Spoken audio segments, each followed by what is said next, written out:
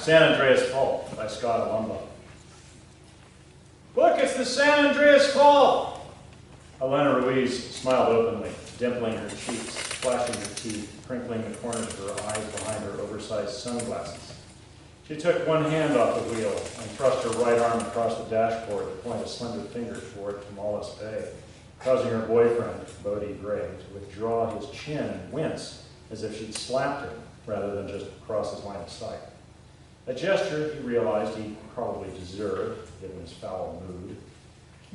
But Lenny's driving always put him on edge, even on his best days, and they'd been an hour in the car already, twisting down narrow coast highways, speeding along in her black Saab with the top down. Lenny raising her voice to be heard over the wind, which amped up her excitement, and with it, Bodie's apprehension. They just crested a hill and were zigzagging down a curvy, pitted decline under a canopy of thick-trunked trees. Bodie shot a glance at the steering wheel, willing Lenny to keep both hands on it. Rounding a swooping turn under a towering eucalyptus, they flashed by a white cross draped in beads and wilting flowers. Bodie tilted his head toward the memorial and widened his eyes, suggesting to Lenny, again without words, that that could be them. She glanced at him, still in full beaming smile, oblivious of his mood or unwilling to let it affect hers. Well? The road straightened. They were out of the trees for a quarter mile, allowing Bodie to feel it was safe to stop trying to control the car through telekinesis long enough to indulge her. He sighed and swiveled his head. Where was it? What does a fault line look like anyway? Riven earth, upturned trees, cleft, crack, a jagged crevasse. Nothing like that here. Just wild grass and spiky shrubs and a smattering of remnant pines clinging to a downward slope, leading to a narrow bay that pointed out to sea like Lenny's intrusive finger. Across the still water rose the spiny ridge of Point Reyes, a hooked peninsula jutting out from the coastline like a whaler's gaff. All of it. The thin sky, the shallow bay, the shadowed northern face of the ridge, everything draped in some disconsolate shade of late November California blue. Do you see it? Lenny asked. She held her smile, but it faltered, its confidence starting to crack. Bodie faced forward. Even with the windows up, the car was filled with roiling wind. He didn't appreciate having to yell or strain to hear. Really, he didn't have much of an interest in talking at all. It's not San Andreas' fault, he said at last, almost to himself. It's nobody's fault. What? Lenny held her flying hair back as if trying to hear better. Did you say nobody's fault? San Andreas didn't discover it, silly. Andrew Lawson did. He named it after a sag pond off the 280 down by Millbrae. Bodie turned to the right again. Where is it? The fault? Lenny asked, still smiling. It runs out to sea, right under the middle of the bay. So, I can't really see it, can I? The fault created the bay. It's the whole thing. Get it? She stuck her arm out. Point again. Point Reyes is granite. This side of the bay is sedimentary rock. We're on the North American plate. Point Reyes is part of the Selenian block, which spins on the Pacific plate. It used to be in Southern California, and it's traveled hundreds of miles north along the fault line over millions of years. Isn't that cool? Bodie inclined his head by way of disagreeing while trying not to seem too disagreeable. I think it's sexy, she said. Sexy? Geology is sexy. Bodie tried to muster a harumph, but only managed to expend a puff of air.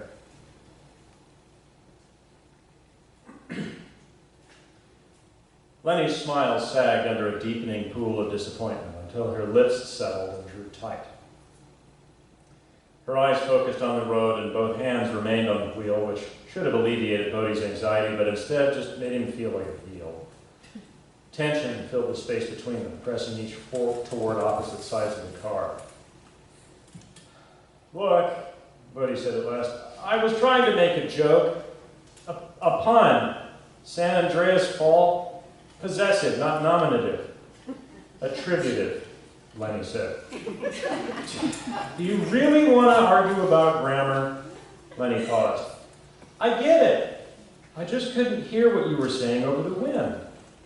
They were quiet for another minute. Then she added, is that it? He nodded. Yeah, it was just a bad joke. Bullshit, Bodie. He rubbed his hands on his thighs, frowned, scratched his forehead. He looked out over the bay, picturing the tantrum-prone fault napping under its baby blue sheet of water. He rubbed his hands on his... I meant it as a pun, he said.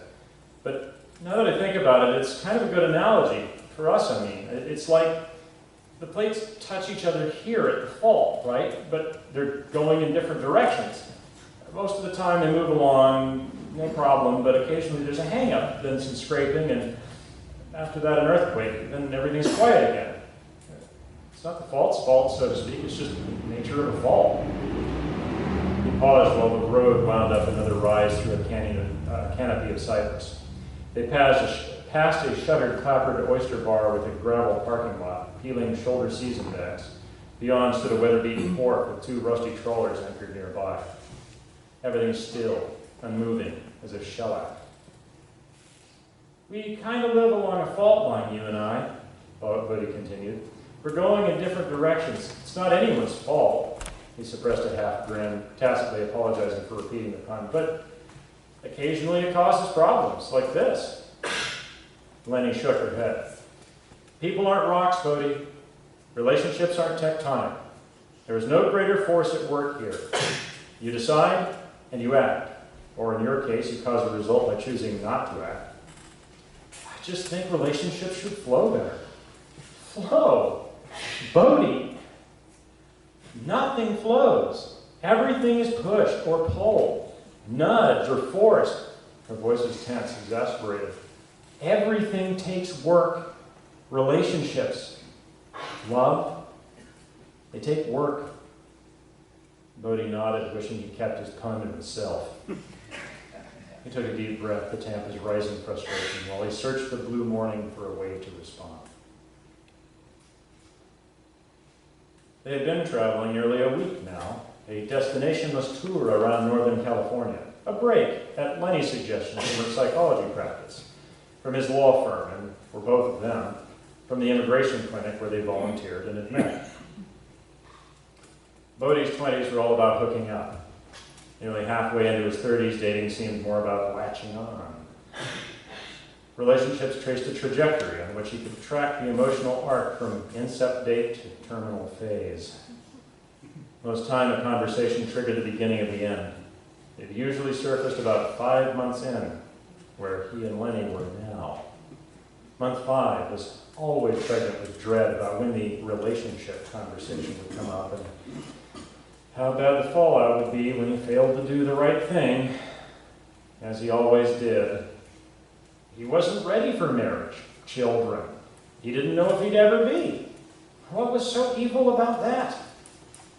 He cared deeply. That didn't mean every woman he dated was the one. But Lenny had broken the pattern. Instead of accusing him of being commitment phobic, she'd suggested they take this vacation. That threw him. He went into the trip open to the possibility that things might be different this time. And by all accounts, the trip should have been wonderful. It sounded wonderful when Lenny had proposed it, or at least Bodie did his best to convince himself it did. Late fall touring in wine country, quiet back roads, cozy bed and breakfasts, the rugged Sonoma coast. But the reality had turned out to be thin, shallow, everything tainted, hopeless blue like the landscape. The beds were too small and the walls too thin. He got carsick on the twisty roads up by Cazadero. He didn't necessarily want to break up with Lenny, but after a week of torturous two-lane driving and stale California cuisine, he couldn't wait to get home and stop living as if they were joined at the hip. But now, he'd really blown it. She had declared geology sexy, and he'd shut her down. She should slap him. He was a jerk and stupid. 400 miles to go before they made it back to LA. Not the best time to pick a fight. They needed to get their conversation out of these dark trees, off this pitted road. He took a deep breath to put his self-absorption aside, try to assuage Lenny's feelings, and maybe salvage the day. So, Bodhi said, drawing up the energy to be nice, what does geology have to do with sex? Are you back with us now? Lenny asked. I'm sorry, Bodhi said. I don't know. You know? Lenny nodded. I do. But it doesn't justify your acting like an asshole. I know. I'm sorry. She flashed a glance at him. Well, since you're trying hard enough to pretend you care, I'll play along. She pointed to her left. Look at those exposed blue and white rocks. They're called knockers. Bodhi followed her hand up the grassy slope. Knockers? Too big to be boulders, too small to map. Yeah, Bodhi said, but knockers? Don't you think they should come in pairs? Lenny smirked and gave Bodhi a sidelong glance. Ouch, he said. And all this, to our left, is part of the Franciscan complex. Doesn't that sound like a celibacy disorder? And don't get me started on a Cascadia mega thrust. Or bodega head. Though, I guess that's technically geographic, not geological. Wow, he said. Geology porn. Who knew? Is it getting hard? He squinted at her. Seriously? She gave him a coy shrug. Old geology geek joke. Bodhi smiled and shook his head. Despite himself, he felt his mood lifting on Lenny's bad jokes. You really love this stuff, don't you? I think it's fascinating, Lenny said. I wanted to be a geologist when I grew up. What changed your mind? I found people more interesting. A lot more difficult, Bodhi said. Yes, Lenny said, but people can change. They can grow. Learn to love. She reached her hand out to cradle his face and stroke his cheek with her thumb. Even you. A hitchhiker appeared around the next bend, looking to Bodhi like a Eurotrash Jesus. Early 30s, thin limbs, scraggly hair, reddish-brown beard, dressed in holey jeans and 3 layers of shirts, a dusty forest green backpack propped against his legs. Bodhi, wearing cargo shorts and an Ozomatli t-shirt, wasn't dressed much better. But at least he was clean-shaven. Lenny pulled over. Bodhi objected by making a sound as if he were choking on an ice cube. Lenny hadn't heard or was just unwilling to let it affect her decision. The hitchhiker put one hand on the top of the windshield and leaned bodily into the car. Oh, thanks for stopping, him, Bodhi thought, recently showered. Where are you headed? Lenny asked. Stinson Beach, but I'll get over to Lima if you're going that far. We're stopping for lunch in Point Reyes Station, Bodhi said to Lenny. Lima is just a mile or 2 past that. It's an easy walk along the highway. That's fine, the hitchhiker said. Glad to hear it, Bodhi said. I might even get over before then to explore a little. Even better, Bodhi said. Lenny looked at the hitchhiker, then Bodhi. Why don't you sit in back, she said. Bodhi frowned. It'll be easier to let him out, she explained. Bodhi's rising mood had faltered when Lenny pulled off the road. Now it stalled as a shot fell flat on its face, dead on impact. He heaved a sigh, pushed the door open suddenly enough to make the hitchhiker have to jump out of the way, and settled heavily in back. My name's Dobie, the hitchhiker said. He dropped into the seat sideways, pushed it back into Bodhi's legs, and then hefted his backpack and swiveled it to set it in front of him. Excuse me, Bodhi said. Sorry, Dobie said. No room. Sit behind me, Lenny said to the rearview mirror. Bodhi grunted in response. Suit yourself, Lenny said. Then she pulled onto the road in a swirl of dust. So, Dobie, she yelled over the wind. Where are you coming from? Bodega Bay. Isn't that a Canadian flag on your back? Oh, where am I from? Squamish. Ever heard of it? Of course not. No one has. It's near Whistler. I'm hitchhiking down to Guatemala for the winter. Why? I guess you've never spent a winter in Squamish, Toby said. Actually, I'm doing some volunteer work down there. But it's ironic, don't you think? I could go south just to escape the weather. Most of the people I'll be working with can't go north even to escape death. No one spoke for a moment. Hey, Toby said, I didn't mean to be a donor. Change the subject. Tell me, why is that peninsula where I camped out called Bodega Head? Bodega is Spanish for store, right? Bodega Head. It sounds like furtive sex in the back of a 7-Eleven. Is that an American thing? Lenny glanced at Bodie in the mirror, her eyes smiling. Bodie feigned an exasperated sigh, like a weary adult might give an impertinent child. Short for headland, I imagine, he said. I know, Dobie said, reaching back to jostle Bodie's leg. Just a little inter-American joke, eh? We could use more of that, though, that Trump's trying to make everyone hate each other. I mean, who could hate Canadians? We're harmless. Bodie's knees begged to differ. He ignored Lenny's suggestion to move, hoping he could make Dobie uncomfortable enough to get out sooner rather than later. By now, his knees were wedged in place, making 2 indentations like inverted bra cups in his seat back upholstery. So what's an ulema? Lenny asked. Duh, Dobie said. It's only the epicenter of the 1906 Frisco quake. San Francisco earthquake, Bodie said firmly. Lenny shot a scornful glance at it. No one says Frisco, Bodie said to the back of her head, except cretins, he muttered. And Canadians, I guess. Sure, Dobie said, the San Francisco earthquake. That's right. He stuck his arm out the window and pointed.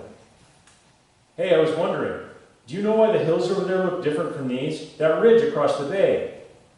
Before Lenny could answer, he pointed over her head, out the left side of the car. And what are those huge blue and white rocks? And green. Some have green streaks too. I've been seeing them all down the coast. Are you interested in geology? Lenny asked. Totally, Dobie said. I think it's sexy. Especially catastrophic geology. I love earthquakes and volcanoes. Christ. Dobie got 2 geeks in a sob. Knockers, Lenny said. Huh? Dobie said. Those outcroppings are blue-chest knockers. You mean... He held both hands cupped to his chest. Lenny nodded. In that case, shouldn't they come in pairs? Lenny laughed, her first genuine laugh all day. Dobie poked her arm with his elbow and joined in. Bodie rolled his eyes. Actually, Dobie said, I was really hoping to see the San Andreas Fault. Is it near here? It runs right out under that bay, Lenny said, pointing. No kidding, Dobie said. How cool is that? Really cool, I think, Lenny said. Fault lines are Gaia's vagina, Dobie said. Is that nominative or attributive? Bodie asked in the backseat. Huh? Lenny shot Bodie a withering stare. Nothing, Bodie said. Dobie put his hand on Lenny's seat and half turned to face Bodie. The earth is a goddess, man. Fault lines are her vagina. Earthquakes are her fucking orgasms. And volcanic eruptions are like her birth throes as she spews out titans. All that sulfurous gas and lava, all that gory lava gushing out of her like molten blood. Even just talking about geology sometimes gets me, dude. But seriously. What? He's Catholic, Lenny explained to Dobie. Oh, Dobie said, I'm sorry. Bodie gave Dobie a level stare and said, dude, as ominously as he could, which seemed to do nothing whatsoever to diminish the coyote smile on Dobie's harmless Canadian face. As they approached the head of Tamales Bay, houses started appearing through the bordering side cliffs, growing more frequent until the highway made a sharp right turn and rolled down an easy hill into a 1- and 2-story town of wood and brick shops. Point Reyes Station, Bodie announced as they passed the sign. He leaned forward. Where can we drop you? I'm going to take him to Ulema, Lenny said. What? Bodie sighed back into his seat. Okay, let's do that. Not us. Lenny turned onto a side street and double parked in front of a bakery. Find a restaurant and text me, she said to the mirror. I'll join you after I drop it. Bodie didn't move. You don't have any interest in Elena, she said, and the significance of the San Andreas fault is lost on you. Bodhi sucked in his cheeks and drummed his fingers on Dobie's seat. Fine, let me out, Dudley. Bodhi watched Lenny and Dobie exchange a glance and share a laugh as they drove away. He sloughed it off and looked around, wondering what he should do. He guessed it was somewhere around noon. It'd probably be 30 minutes or so before Lenny returned, plenty of time to find a place for them to eat. He decided to get a cup of coffee from the bakery to boost his flagging spirits while he reconnoitered the little town. A middle-aged woman behind the counter watched him enter before going back to counting tips. Small coffee, please, Bodhi said. Got any money? She asked without looking up. Bodhi's face flushed with blood and indignation. He was about to storm out, take his business somewhere, but just then he realized his wallet was in his messenger bag, which was on its way to Wilwema with Lenny and what's his name. Desperate, needing coffee now that he knew he couldn't afford it, he dug into his front pockets looking for change, but felt something draining instead. He turned his pockets up. Loose dirt fell on the floor. The woman frowned at his dirty hands. That's what I thought. She bent her elbows to point over her shoulder. Leftover coffee and day olds around back after we close. Don't let me see you before then or you won't get in. Bodhi hesitated until she gave him a dead-eyed stare with her flat hazel eyes. I'll help you after hours, but right now I've got a business to run. Go on. Outside, Bodhi wondered what he could do without his wallet. Wait, he patted himself down. Or his phone. How could he reconnect with Lenny? Jesus, was he really that helpless? Of course not. He'd just take turns around the town and then return to the bakery where Lenny had dropped him. She'd be sure to look for him there. He turned his face to the weakening sun and breathed in the marshy bayside air, chuckling at himself for being so put out by Lenny's attitude he'd forgotten to grab his things. He fell into the flow of day trippers swarming the town like groups of ants, trooping up and down sidewalks, poking their heads in shops, stopping to read historical markers and take pictures until he came across a place that looked promising. A Tex-Mex restaurant glorifying itself as distinctive Southwest cuisine. A couple stood studying the outside menu, the man in pressed chino shorts, pointing at items, the woman in a sun hat, nodding her head. Bodhi moved behind them, waiting his chance to look. The woman glanced at him with fear in her eyes, dipped her head, and brought her hand to her nose. The man scanned Bodhi up and down, wrapped a protective arm around the woman, and shuttled her aside. What? Bodhi said with a half smile, raising his voice to chase the couple through the closing door. I showered this morning. He sniffed her under his arm. Well, yesterday anyway. Deciding Lenny would like that restaurant, despite its snooty clientele, he looked for the bakery. But which way was it? The sun was there, so the bay must be that way, which meant the bakery was over there. He started in that direction, wondering how he could get disoriented in a two-street town. He wished Lenny would hurry back. He was getting hungry. Not just hungry, parched. He tried to swallow, but couldn't. His throat was so dry. Partway down the block, he saw a sign for the city park and went looking for a drinking fountain. The fountain was broken, so he went into the restroom to drink out of the sink. The enclosed area seemed to intensify his sense of smell, and it wasn't pleasant. He looked down his front. Had he fallen? His pants were torn and his shirts were dirty. Since when had he started wearing 3 shirts? He washed his face and neck in the sink, swiped under his arms.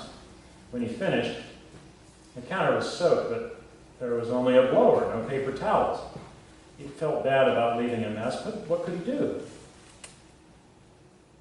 He hit the street feeling refreshed, but by the time he stumbled onto the bakery, it had closed. How long ago had Lenny left it? He stroked his beard while searching the deepening blue sky. An hour already? 2? Beard. Felt his face again. He went around back, his stomach pinched from hunger, still wanting a cup of coffee and maybe something to eat. He knocked once, then again, harder. No one came to the door. He moved to a bench nearby and lay in the dappled sunlight to pass the time. With nothing to hold it in place, the sun quickly fell and the air just as quickly cooled. He awoke in purple dusk, shivering. He rose and shook out his legs. He felt stiff from waiting, lightheaded from lack of food. He needed to find a place for the night. The town had quieted, the tourists having already marched home, retracing formic roads back to the cities in their BMWs and SUVs, but he still might manage a ride. He grabbed his pack and crossed the highway to the southbound side and stuck out his thumb. After a time, a car pulled over and the passenger window rolled down. He looked inside and saw the hazel-eyed woman from the bakery. "Missed you at closing time," she said. "I was waiting for my girlfriend to pick me up. Looks like you've been waiting a while." "Since about noon." She got a worried look on her face. "Longer than that, I'd say. Any idea where she is?" "She's gone," he said, pointing south. They crossed the fault line. They're spinning away on an entirely different way. Different reality, different world. "Okay," the woman said cautiously. "Can you tell me your name?" Bodhi. "Which is it?" "I'm not sure." "Well, Bodhi, the local cops will throw you in jail if they see you on the street after dark. Could you give me a lift?" She shook her head. "I feed the needy, but I'm not in the habit of picking up strange men." She reached into a canvas bag and pulled out a napkin. "Here." Bodhi unfolded the napkin and saw 2 scones. He bit off a huge chunk of one while the woman frowned, seeming to weigh a decision. "Where are you headed?" Bodhi choked down a dry mouthful and said the first thing that came to mind. "Guatemala?"